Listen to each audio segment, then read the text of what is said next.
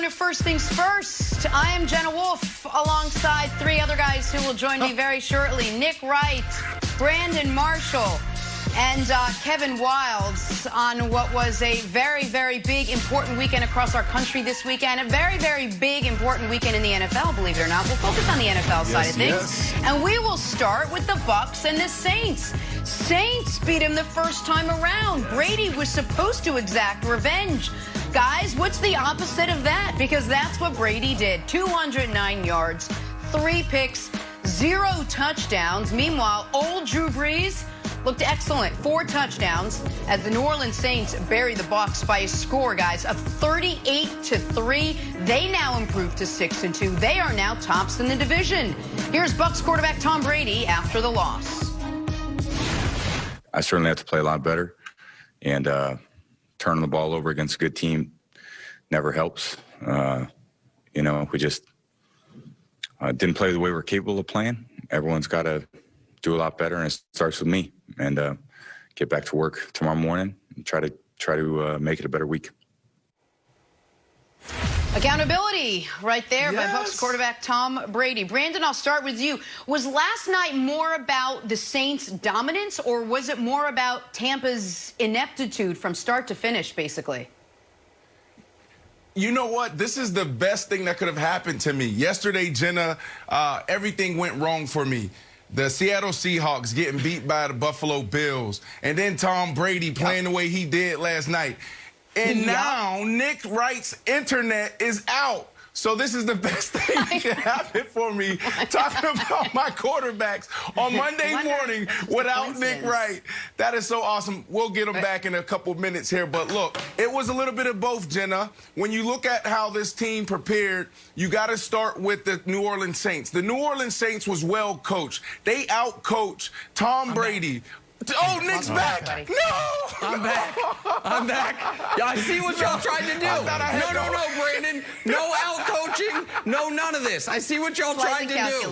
One moment before the show started, y'all tried to cut me off and censor me. I'm not going to allow it. It's not going to happen. How are you guys doing this very good morning?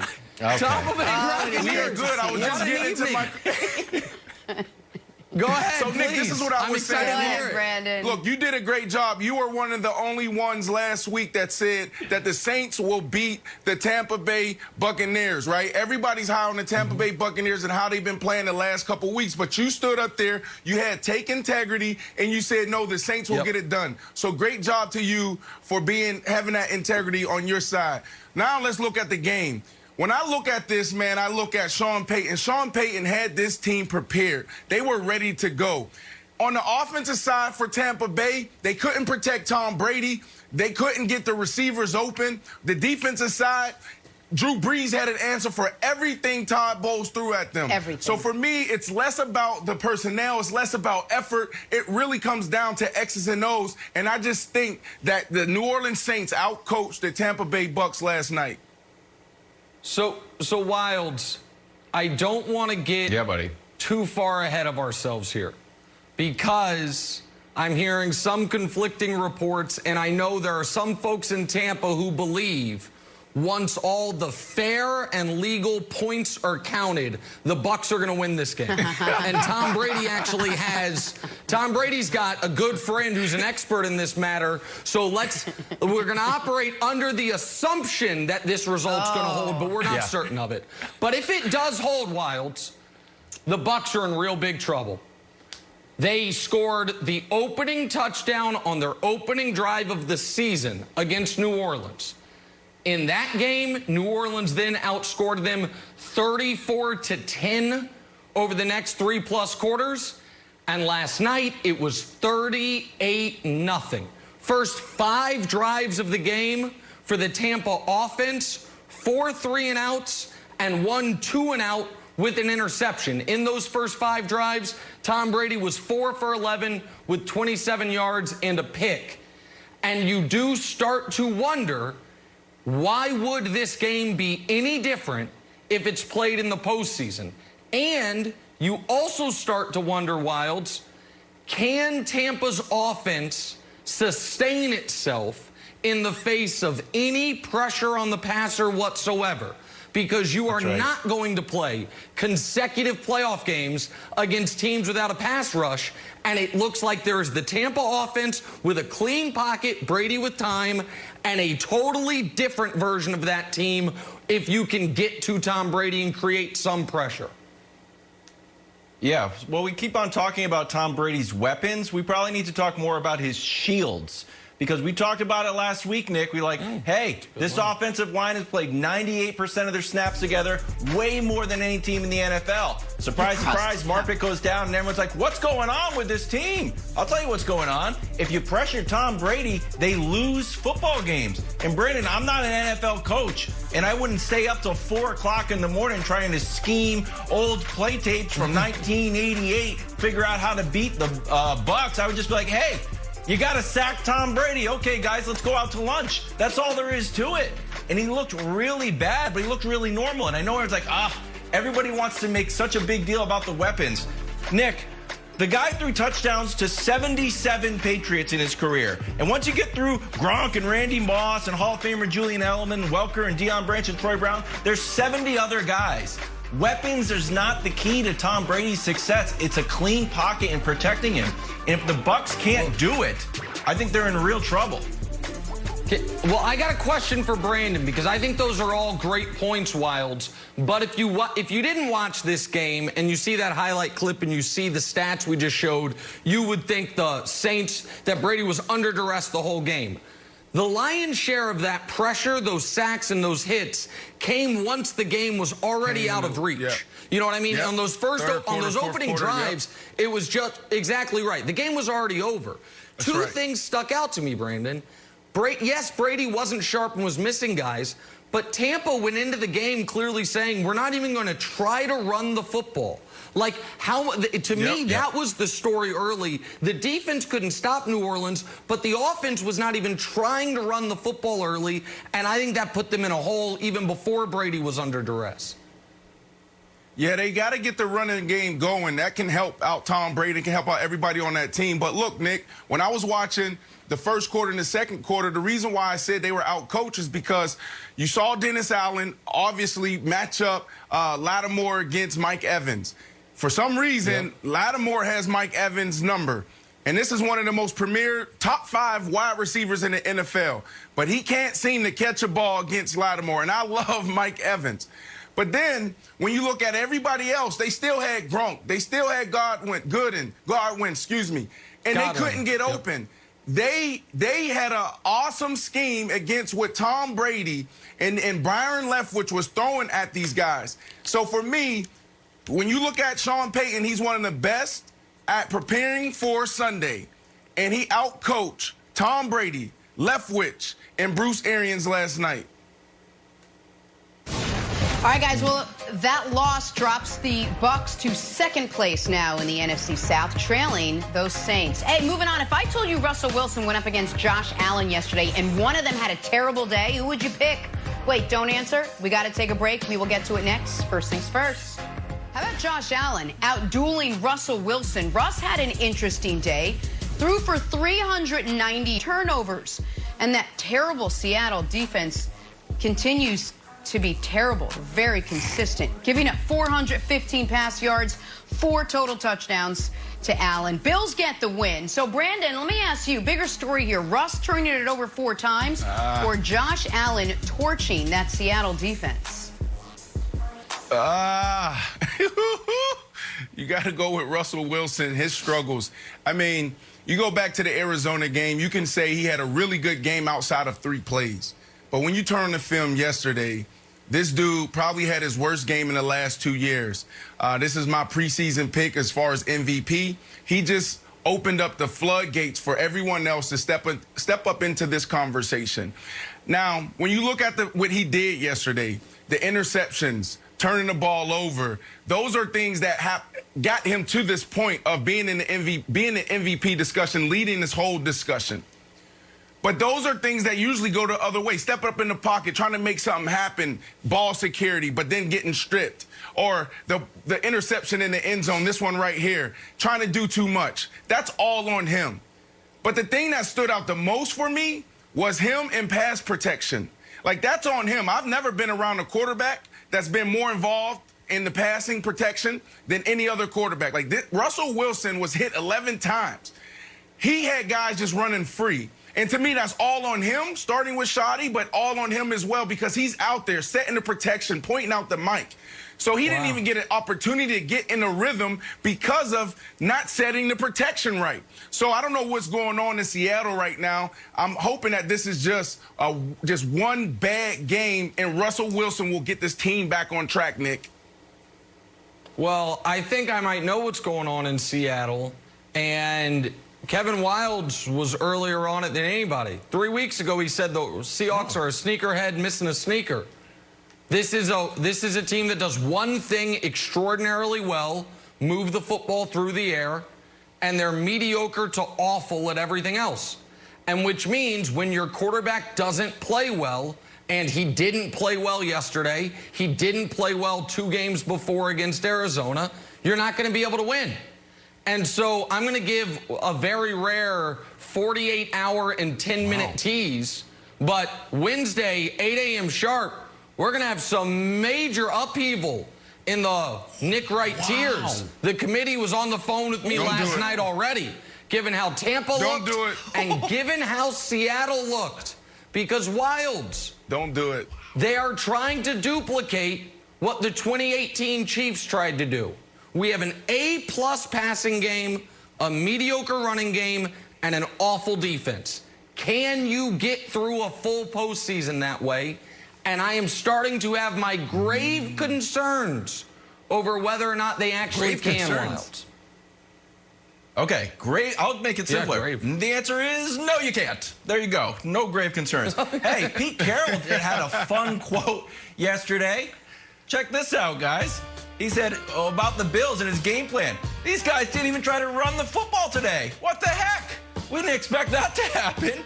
We didn't think they would totally abandon the running game. We had a real nice plan how they were going to run it. We had some amazing worked out. Okay, so some excuses here. So for one, he's got a little bit of a point. They only rushed for 34 yards. So it's like, all right, maybe you got a point. The third thing, Brandon, it's a little bit of a technical snafu here, because when you look at worst defensive teams through the air, the Vikings are in third, and it says they gave up 288 yards. The Falcons are in second, and they give up 310 yards. And the Seahawks are in first, but you actually, instead of yardage, it's just a poop emoji. You actually have to click on the poop emoji and then see that they give up 362 yards. So it feels like the Bills saw that, and Pete Carroll didn't realize that, thought it was kind of a sneaky thing, but the Bills took advantage of their porous defense. So it's not Pete Carroll. He went in a little bit confused that teams were going to try to throw the ball on him.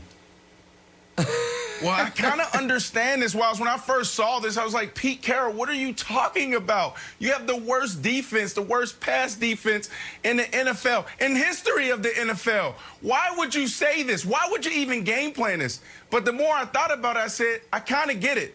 Well, you can't do everything great, so let's pick one thing. So they picked the run. And this was a great week to pick stopping the run, because you got Josh Allen. Look at Josh Allen the last 4 weeks. He hasn't been able to throw an outcut, a 5-yard outcut. He's been throwing wobblers and ducks. So it kind of makes sense if you think about it. It's like, okay, if we stop the run, let's let this guy beat us, Josh Allen, who's shown to regress the last couple weeks. And and it turns out the cure-all is the Seahawks defense.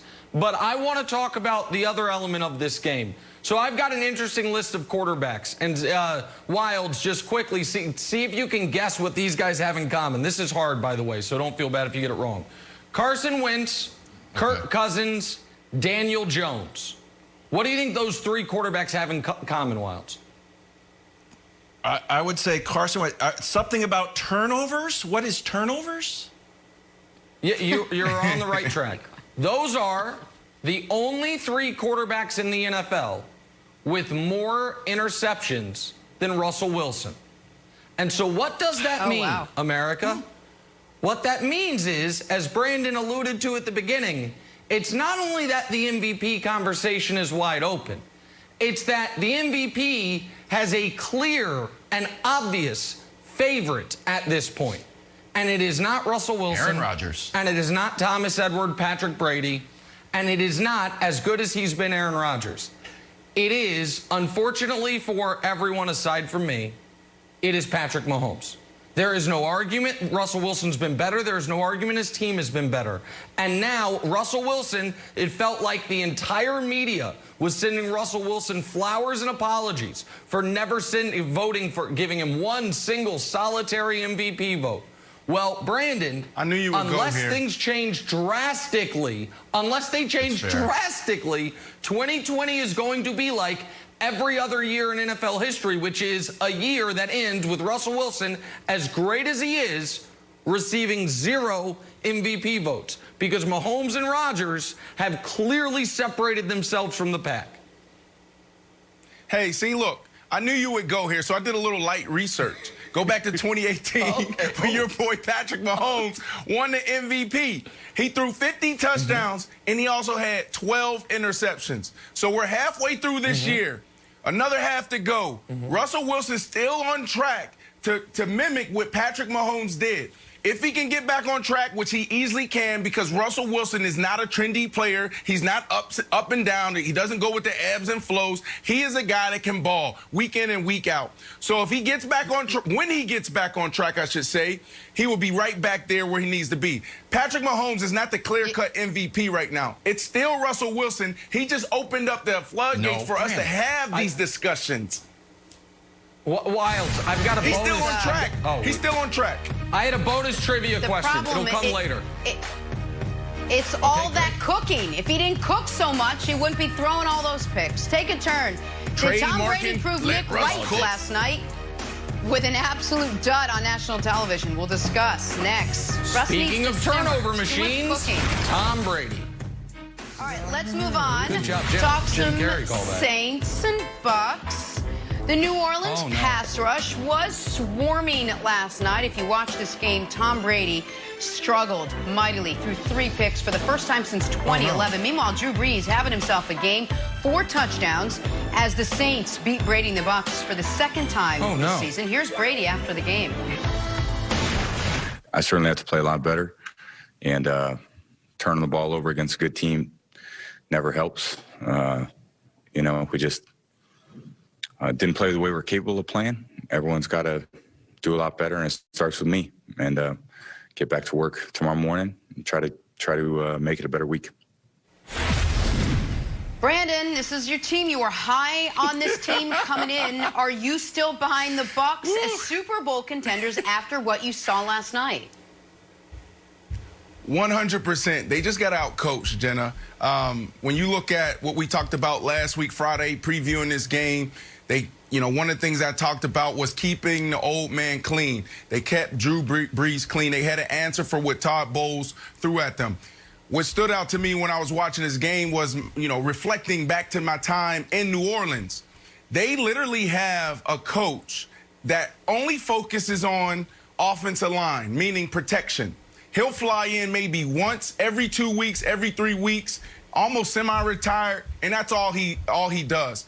So for the past 3-4 weeks, I'm pretty sure they had a phenomenal game plan being built to stop Todd Bowles and all of these exotic blitzes.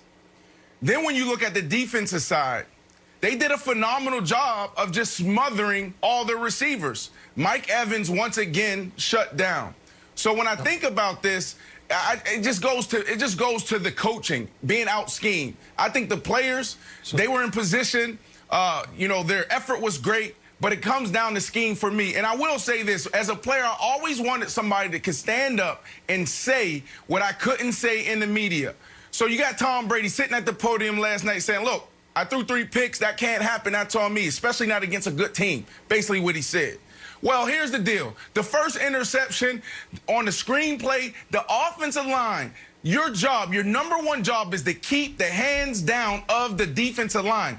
The left tackle didn't get that done. The second interception was on Antonio Brown, or just maybe just them being on different pages, miscommunication. And the last one, Nick, because I'm trying to get ahead of you right now, the last one was 4th and 7, and he had to heave it up because why take a sack in that situation? Give your guys an opportunity. You don't care about the interception at that point. So there you go, Tom. That's fine. Great point. No, that's fine. But unfortunately, that does not help the Bucs at all when it comes to Super Bowl contention. Because at this point now, it is a math problem for them. And if it's a math problem, I've got the answer for them, and the answer is unsolvable equation. Because their chances of winning the NFC South now have dwindled to nearly 0. And if you don't win your division, you are going to have to win not only 3 playoff games, but 3 road playoff games. And as great as Thomas Edward Patrick Brady, has been his entire career, at home in the playoffs, he is 20-4. On the road in the playoffs, he is 4-4. And now he hasn't played a bunch of road games, but he is every year he's made the Super Bowl, they've had the bye, and he has always had at least one, if not multiple, home playoff games. That's gone now. That would have been gone if they lost 6-3 or 38-3. In order for the Bucs to win the division, they are going to have to go undefeated the rest of the way. So it's not just that New Orleans is 2-0 against them in dominating victories. It's that they're 2-0 against them in any form or fashion whatsoever. The window narrows too much. So as Super Bowl contenders, no. Not if you're going to have to go on the road in round 1, round 2, and round 3. You're just not going to be able to do it. So if they had won the division, then they'd have a real chance. The division's over for them Wilds. So yeah, like, does it change my perception of Super Bowl contenders? 100%. Well, I think, you know who agrees with you? The entire Saints organization, because they had a party in the locker room that seemed like they just won the Super Bowl. It feels like they knew that they dispersed with Tampa Bay and the Gronkaneers. And there's one specific thing I want you to look. There's one horrible thing in this video, and that's with Jameis Winston breaking out his Eat a W. That's back, I guess. The great thing about this is lighting. We see so many celebrations with just the regular house lights on. The Saints are like, you know what? Break out the party lights. We got it at Spencer Gifts. Turn this thing into a party. They got colored lights. It's they know how to party. It's an oftentimes overlooked part of a locker room celebration. Proper lighting, Brandon. So I think they're happy. They know that Tampa Bay is not going to be an issue for them anymore. Great music. Being in New Orleans for that little month that I was there, you know, I experienced a party. Every day was a party in New Orleans. And when I walked into that stadium, my wife and I, we were texting at halftime. I was like, man, this stadium is rocking. That was the first time I ever experienced a game. We're playing against the Philadelphia Eagles where the entire crowd was dancing. Now you fast forward to after the game, we win. We go in the locker room. That was the first time, Wilds, where I experienced a celebration like that. Lights, freaking sound system. It felt like they had a DJ in there. So New Orleans, as we all know, knows how to party. But so there's no doubt about that. And I feel like I probably should have stayed in this mood of the celebrations and partying more than I'm about to here. But instead, I'm going to show you scouts, which is just totally on brand for me while you guys are having a good time. Fun. Can we please look at what New Orleans and Tampa have left? Because hey guys, want to see some schedules? It's hard to find I know. It's a bad job by me. It's hard to find the requisite losses for Tampa Bay to not be celebrating a divisional title at the end of the year. So tell me the game Tampa's an underdog. At home against the Chiefs, maybe. That's it. Let's say they lose that game, okay? So now they have 3 losses. You know what? Let's give them another loss as well. Atlanta's playing decent. So let's say they split with Atlanta. Now they're 12-4.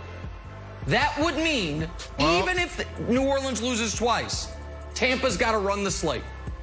Even if we give New Orleans 2 losses, Tampa has to go undefeated the rest of the way. It's not happening. And so that was why the Saints were celebrating like that. They know it. They know that they totally flipped the division on its head. They don't even have to play great football the rest of the year.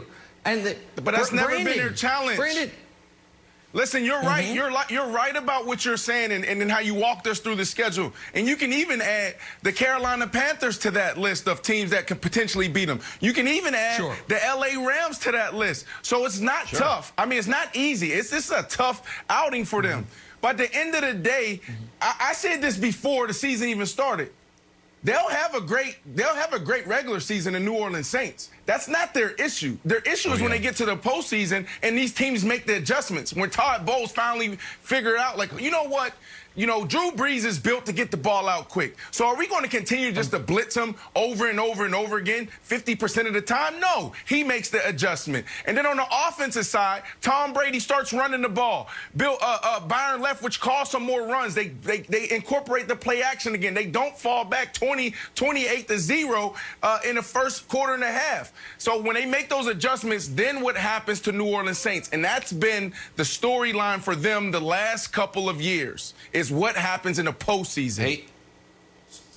Hey, Nick, on the Nick Wright hater roulette wheel, I know you put a lot of chips on Tom Brady underperforming and also Taysom Hill overrated. One of those hit, one of those did not. Taysom Hill looked amazing. How are you dealing with, Monday morning quarterback Taysom Hill looking great? Listen, America, I'm glad you asked me this because I need to dispel this untruth about me and Taysom Hill. I have said every time I'm asked about Taysom Hill, there are 32 teams in the league that would love to have Taysom Hill on their team as a Swiss Army knife guy. He absolutely adds value to your roster, essentially filling 3 roster spots with just one body. But of those 32 teams, there are 0 that would want him as their starting quarterback. That is my beef with Taysom Hill, is the narrative that he is Drew Brees' heir apparent. He's not.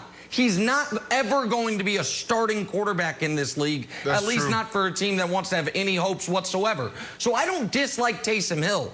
I dislike some of the narrative that next year that, he's going to be the guy who takes over for Drew Brees. No, he's not. And by the way, you know who also knows it? New Orleans. Because if you thought this guy was going to be your future starting quarterback, you wouldn't be asking him to run slot routes and hurdle guys. That's not his role. His role is to do exactly what he's doing. So I got no beef with Taysom Hill. And by the way, that Brady bet, I keep upping it. I keep putting more and more chips on it. So even if I did lose money on Taysom Hill, I'm just still counting the Brady winnings this morning. So I'm fine. Taysom, though, real fun to watch. All right, other action. Giants pulling out the rare win yesterday, beating Washington. Not there to celebrate. Golden Tate told to stay home after an apparent outburst over how he was being used. No plans to cut him despite the benching, that according to reports. All right, Brandon, break it down for us. What do you make of what happened with Golden Tate? What happened? Yeah, one of the things that happened in my career is when I would always speak about different things, people would say, Brandon's going on a rant, Brandon's going to rant. So this could potentially be a Brandon rant right here. So this is the thing that I don't understand about this, and you guys could potentially help me out. As a wide receiver, we are paid to produce. If we don't produce, we don't get paid. That is our job. So Tate goes out and says, throw me the down ball. He said that in the camera when he made a play. His wife is tweeting, talking about, they need to throw my husband the ball, right? So obviously there's been discussion. There's discussion behind the scenes, in the locker room, potentially in the head coach's room, in the offensive coordinator's room, like, hey, how can we help each other out here? And then all of a sudden, Golden Tate says something, now you bench him. I don't get this, because if he doesn't produce, then at the end of the year, what you're going to ask this kid to do is take a pay cut, or you're probably going to cut him. So, guys, help me out here, because we always put these wide receivers in the box talking about diva, diva, diva. Well, if it's his job to produce, then what is he supposed to say? What is he supposed to do? So, Brandon, I agree with nearly all of that. My question would be, putting yourself in Golden Tate's shoes. Now, again, to remind the audience, it's going to be almost impossible for Brandon because after his rookie season, he got 160 targets every year, no matter what, no matter who the quarterback was, people threw him the ball. But let's pretend for a moment, or there was a period of time where you weren't getting the ball. As a wide receiver, how powerless do you feel? Especially if the team's not winning.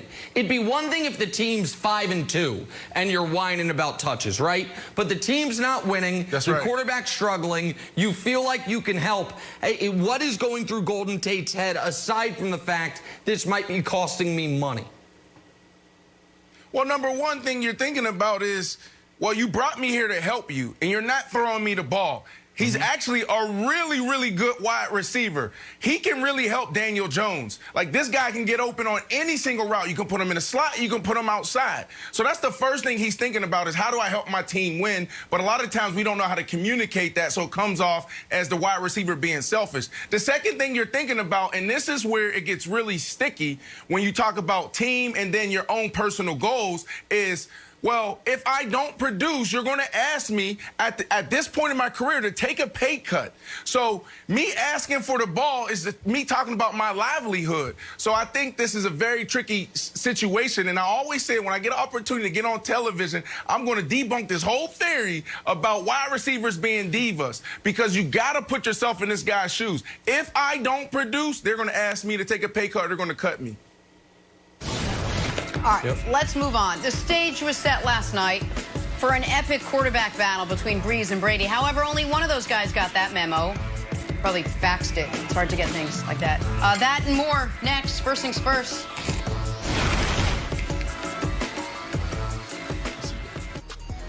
Back here with Michael Vick, we're talking Steelers and Cowboys. No secret that coming in, the Steelers had the better team, the better coach, the better quarterback, and yet they needed every last ounce of every bit of effort to pull out the win. Steelers with a 15-point fourth quarter to beat Garrett Gilbert.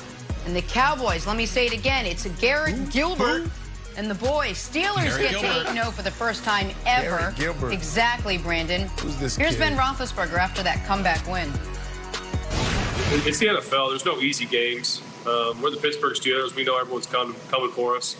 If you didn't know who, I'm not trying to take any shots at anybody, but if you didn't know who America's team was, you should have seen the stands and all the terrible towels. Dallas may be America's team, but we'll be the world's team because we got fans everywhere and they're the best in the world. Kapow! Bam! Boom! What? Boom! Boom! Get your boy, Shots Mike. fired by Ben Get your boy. Roethlisberger. Jenna, just real quick, before we get into it, shout out to Dave Wannstedt, who told an amazing story on Fox pregame this weekend about how Pittsburgh was offered the title of America's team back in the 70s by Pete Rozelle, and he said, no, we are Pittsburgh's team, not America's team. Mike, Wannstedt told that story out on set this week, and it's an unbelievable story. So go ahead, Jen. I just kind of wanted to add to Big Ben's quote No, there. listen. It's great context, but this was a fantastic Steelers team that should have walked all over the Cowboys, and yet this was a really close game. Mike, you surprised it took a fourth quarter 15-point comeback to beat Dallas yesterday? No, I'm not surprised because, when you look at the Dallas Cowboys, they got, everything to gain and nothing to lose when they playing. And, as of right now, everybody's going to get the Dallas Cowboys best. They're going to be super competitive.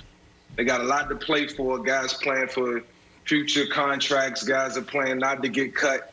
It's a lot of incentive over there for them. And, obviously, with their record, they're going to give you their best. Pittsburgh, it's a game that they were supposed to win, but it was more factors and things that took place than expected.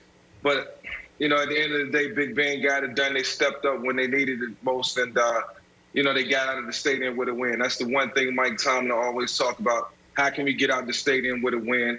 They found a way to do it. Another tough loss for Dallas, but I would have been real upset if Pittsburgh Steelers wouldn't have got out of there with a win.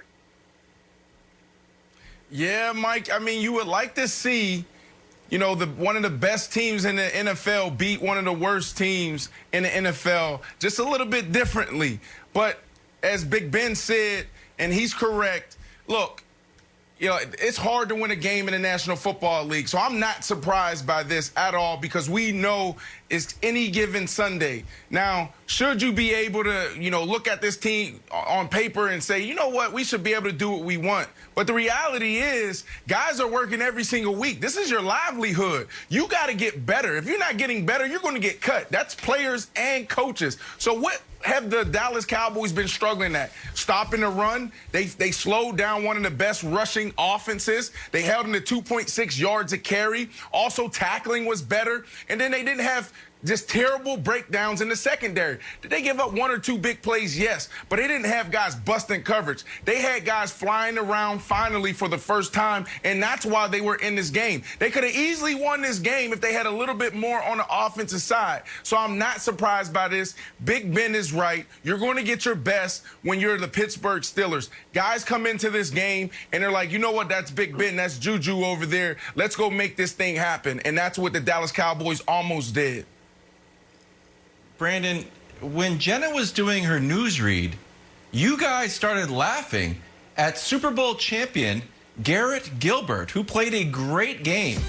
So Garrett Gilbert was on the Patriots, either practice squad or he is a Super Bowl champion, my friend. There's no reason to expect him to go up there and lay a dud. He played great, almost to put the Steelers' undefeated season off track. Good AAF record, he's rolling 7-1. Look at this guy, doing a great job. Nick, I think this is actually good for the Steelers. They didn't play their best. You don't need to Google him. I gave you all the relevant facts. Trust me. Dusty and I went through it to try to pull all the interesting stuff. See how tall this guy is. Nick, I'm okay with the Steelers playing subpar and getting the win. I actually like it. I actually like, you know, you're not going to play a perfect season en route if you're going to have a perfect season. So if you're going to play a little bit of a letdown game, play it against a team like the Cowboys. Coming up, they got the Bengals, Jacksonville, and then the Ravens. So the next real test is the Ravens again. So we'll see what happens. Oh, my goodness. First of all, before I get to the actual game, and I can't believe no one has mentioned this yet, I have to give Big Ben credit. For once again, I mean, the times he's done this now, it's got to be well over a dozen in his career, where he suffers what looks like could be, given his reaction, a career-ending injury, and then heroically and miraculously comes back out the tunnel showing no ill effects. It's like, I thought he tore his ACL and his MCL. He goes to the tunnel early, they have to put Mason Rudolph in the game, and then, man, good God, that's Big Ben's music. Nick? He doesn't even have a walking boot on, and he's fine. So shout out to Big Ben. He's always dramatic. But he's always doing that. But I'm going to give the Steelers a total and unabashed pass. This is not a Madden simulation. These are human beings. And when you come off what is up to that point the biggest game your team has played in 2 years against the Ravens, and it goes down to the final play of the game and you find a way to win, and then you're the biggest favorites of the weekend against a guy who hasn't played football since the AAF, you're going to have a natural letdown. It's just expected. And so the Steelers are now at a point, to me, where it's almost survive in advance. They are tracking towards 15-1. They are trying to get the bye. And so with Kansas City hot on their tail. So every week that they win, no matter how ugly it is a, no pun intended, a win for them. Time out. And so what do you have them losing? Well, I think they have 4 losable games. 15-1? Because I think they have 4 games that could go either way. Baltimore, I've got them written down. Baltimore, at Buffalo, Indy, and Cleveland. I think any of those 4 games they could lose. They're at Buffalo and at Cleveland, home for Baltimore, and home for Indy. Okay. Well, all right, that's fine. Everybody can laugh at that. That's fine. I mean, Cleveland beat them last year in the sweater. That's funny. So, okay, hold on. All right, y'all all got jokes. I'm going to mark this down real quick. This is not supposed to be the topic, but I'm going to mark this down. Hold on. Mark my words. That game in Cleveland will be a 3-point spread. So Vegas will have it as a close game. I guarantee it. I don't know how it'll play out. We'll see. But Wilds, you seem to think they're going to go 16-0. I don't think they're going 16-0. But 15-1 could get it done. I don't see a loss on the schedule. You might see Cleveland if everything's still locked really up good. and your Chiefs have already lost and they've got the bye, then maybe you're right. So but you're going to count that in Week 17. I think that Garrett loss Gilbert, yesterday was 40 great for the passing yards. Steelers. We'll get to both of our points in a second. We got to move on because the video says it. Sticking with this game for a little in or out. Juju warmed up in pregame with some dance moves on the star at midfield. All right, fast forward to the fourth quarter. After he scored, he started headed for midfield until a couple of Cowboys players stopped him en route. So, Brandon, you in or out on Juju's attempt to celebrate on the Cowboys star? I'm all the way out on this. I like Juju. He's a great kid, and everybody loves him because of what he does on social media. He goes viral, but this is not what he should be. This is not his brand. He needs to stop this nonsense. I can understand a little bit, of this antics if there was some bad blood between him and the Dallas Cowboys or these two teams, but that's not the case here. I'm all the way out on this, Mike. Yeah, Brandon, I'm with you. I'm all the way out on this one. Like you said, this is not Juju. Juju he's a stand-up guy. He's a true competitor. I like him as a person, as an individual, and for what he was trying to do on the start, the dancers didn't even match, man. I got respect for Juju, man, but come on, give us something. Give us something that's worth it, man. If you're gonna do it, if you're gonna go in, go all out, Juju. But hey, man, yes, stay off the star, bro. Okay, here's the biggest take. He didn't even want to do it. He's like, I danced before the game. He is running so slow. And if you go back and watch T.O. scores, and he's like, I'm gone. I'm headed to the star. And Juju is like, lackadaisical. He's like, oh, boy. He's like, someone stop me. Look at that. Someone please stop me. Like an old man. Get out of here. Either run or don't. I like He's this a great James Conner for stopping him. What happened to Tom Brady last night? It's a complicated One question. pick, two We got a picks, simple three picks, answer, four. says Nick. He'll tell you. Next. How many of these picks were Defensive on play Brady? by AB there. All right, guys, time now for stories to start your morning, sponsored by Ram Trucks, built to serve. Tough night for the Bucs because it was a terrible night for Tom Brady. Manages 209 yards passing through 3 picks. Couldn't find the end zone. Drew Brees knew where it was. He found it easily through 4 touchdowns. As the Saints bury the Bucs 38-3, they now improve to 6-2 on the season. Here's Tom Brady after the loss.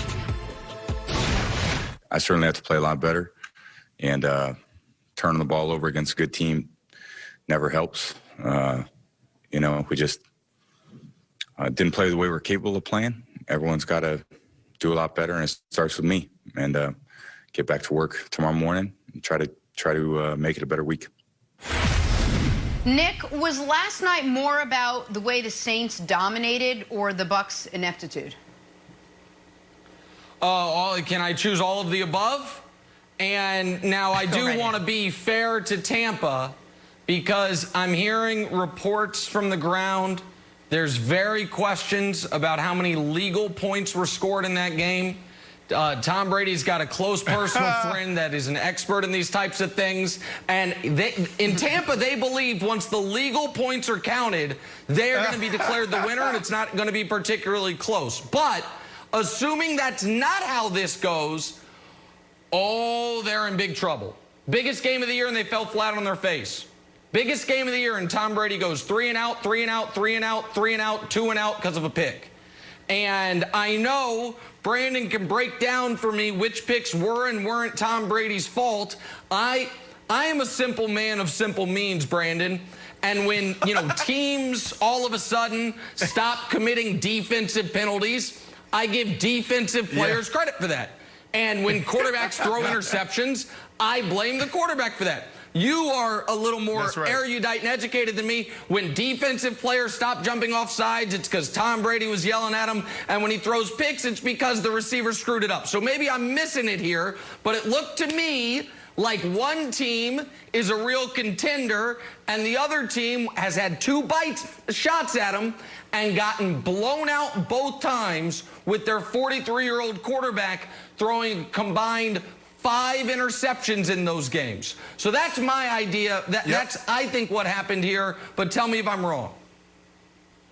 No, listen, you sound like a really good TV analyst. That's what you sound like. You've been on radio and TV for a very long time. You know what you're talking about. You're one of the best that do it. But at the end of the day, like, I've been sitting in those locker rooms. I've been sitting in those meeting rooms for, you know, my entire life, it feels like. So when you look at it, we're always in this process of how we get better. Can we fix these mistakes? Do we have challenges that are glaring that can cause us from winning a game? So when I look at Tom Brady and he throws a pick, I don't look at just the interception. And a lot of people can read the stat sheet and say, Tom Brady played bad. He threw how many interceptions? No, let's look at why. So when you look at the first one, the offensive lineman's #1 job on this, and you can ask anybody in football, is to keep the defensive linemen's hands down. That's what they work on in individual drills. Hey, we have 15 screens in the game plan this week. Offensive line, left tackle. Make sure you keep his hands down. Why? Because it can end in a deflection, which ends in an interception. And then the second one, miscommunication. Like, you throw in Antonio Brown. Is that on them? Yes, 100%. They got to take accountability for it. But I'm just going through the process of how we think and how I think, when the why behind these things. And the last one is 4th and 7. It's 4th and 7. He has to throw it up. If he, why take a sack? Why run and don't get the first down? Just throw it up, see if a guy can make a play. You're not even worrying about the stat sheet at that point. So look, Tom Brady and this team, they got their butts kicked. There's nothing I can say outside of they got their butts kicked, and really, when you look at the why behind it, it's the scheme. It's coaching. They were out-coached Wilds. When you look at how they were able to protect Drew Brees, and that pass rush wasn't able to get there for the Tampa Bay Bucs front 7. And then obviously on the offensive side, Tampa had no answer for Dennis Allen's defense. Yeah, you know, in the garbage times of the game, Al Michaels was like, nobody knows squat because everybody predicted the Bucs. And I was like, close, Al Michaels, but I take that as an insult to our researcher, Dusty, who dug through the data on how consistent the Bucs offensive line was. They played 98.1% of their snaps together before last night, and Marpet was out. Boom, Marpet's out, and what happens? 3 sacks, season high 9 QB hits. When Brady gets sacked 3 times, not good. 0-3. It's the key to beating this team. All you got to do is hit Brady. As a fellow 40-year-old guy, I do not like to be hit or on the ground. I do everything in my power to avoid it on a daily basis. If you hit Brady, the Bucs are going to lose, Nick. Well, that's true. The concerning part for Tampa, though, is this game was over before New Orleans started really getting to Brady. They got to Brady mostly in the second half when this game was already over. And so a couple things, though, and I don't want to blame it all on Brady, obviously. The defense played terribly. New Orleans scored 38 points despite fumbling at the goal line, taking a touchdown away from them. But if we're going to talk about some interceptions not being Brady's fault, we also have to acknowledge he tried to throw another one, and Antonio Brown played defense on it. And we've got to acknowledge they had 1st and goal from the 1 and couldn't score. Yeah, they ran the ball once. The other times they put the ball in Brady's hands and he couldn't find anybody. But that's easy. But it's easy to have that discussion. I'm not sitting here saying, oh, Tom Brady threw 3 picks. It's not all on him. I'm going, peel back the layers and why. When we sit there and watch film, the #1 thing that the coaches want to talk about on that screenplay is the left tackle. You need to get his hands down. Antonio Brown, you guys got to get on the same page. So for me, it's also like, why did this happen? Why? They weren't in position. They were out-coached. Sean Payton every single week has 4 or 5 scouts come in and present to the team. These scouts are breaking down the teams that they're playing that Sunday for weeks in advance. Most teams prepare just a week out. Okay, let's look at the last 4. Let's look at the last 4 games. Yeah. Sean Payton is phenomenal at getting his team in position. Now, what they need to do to push it forward is they got to make those adjustments. All right, so with the loss, the Bucs now fall to 6-3 and into 2nd place in the NFC South, of course, behind New Orleans. Another divisional game coming up next week with a trip to Carolina on deck. Nick, you still buying the Bucs as Super Bowl contenders after Brady's 3 interceptions last night? I'll answer it. He never did. You know, Brandon, why don't you I'll answer it. this? Well, I'm glad. Well, I'll answer it. He never believed in him, Jenna. You know that. That's it. Like, he doesn't believe in Tom Brady. It's not even about Tampa. It's about Tom Brady with him. But after last night and that outing, he has all right to stand on this show or any type of show he does and talk about how awful Tampa Bay is. Like, but that's the layer. When you peel back the layers, it's like, this is what the Saints do. The Saints always dominate the regular season. I'm looking forward to the Saints in the postseason. I want to see if they can overcome that one speed bump of teams actually adjusting to what they do well. Now, they get Cam Jordan going last night because Davenport's back. So now they're getting pressure on the quarterback. They finally did that. You talked about, you know, Tom Brady being hit 9 times. Drew Brees is comfortable throwing to Sanders and not just 41 and 13. So they look really good. Now, on the other side in Tampa Bay, what they got to do is they got to make those adjustments. What they do is they say, oh, hey, this is what we do well. We blitz everybody. But against Drew Brees, you can't do that. 40% of the time, if you blitz Drew Brees, then probably most of the time he's going to just thread you. And that's what he did last night. He's built to get the ball out quick, Wilds. And then on the offensive side, you got to find a way to get Mike Evans involved. Like, getting held to 2 catches or whatever it was, like Lattimore has his number. Lattimore. And he's had his number for the last 2 years. So, while I think that, you know, when they see each other in the postseason, if the Tampa Bay Bucs coach make these adjustments, it could be a better game. Brandon, did you find the Saints post-game celebration a sign that the Saints really think that they're done with Tampa Bay? They're not going to see them because Tampa Bay is not going to get there. There was a celebration like they had clinched a playoff berth, and we're only halfway through the season. And there's 2 things. One thing I loved about this, one thing I hated. The thing I loved, party lights. If you're going to have a celebration, kill the house lights, put on a party light, and have some fun. The only thing I hated is Jameis Winston is still eating W's, and I thought we were done with that. I thought we saw that. Oh, no, here it is. Don't put it in your mouth. Oh, no, he did it. It's literally, it's the worst celebration in all of sports, and the guys bring it out, and maybe I'm going to come around on it. But the Saints were so happy. This, to me, was a sign that, like, we don't have to worry about Tom Brady and the Bucs anymore, Brandon. Listen, a lot of people in New Orleans was upset with me. They're still upset with me because before the season, I talked about how this team implodes in the postseason. But that's just me being real. That's me calling it how I see it. But at the end of the day, you got to show them love. There's a lot of things that this team does well. That's why they always dominate the regular season. That's why Coach Payton is one of the best to do it.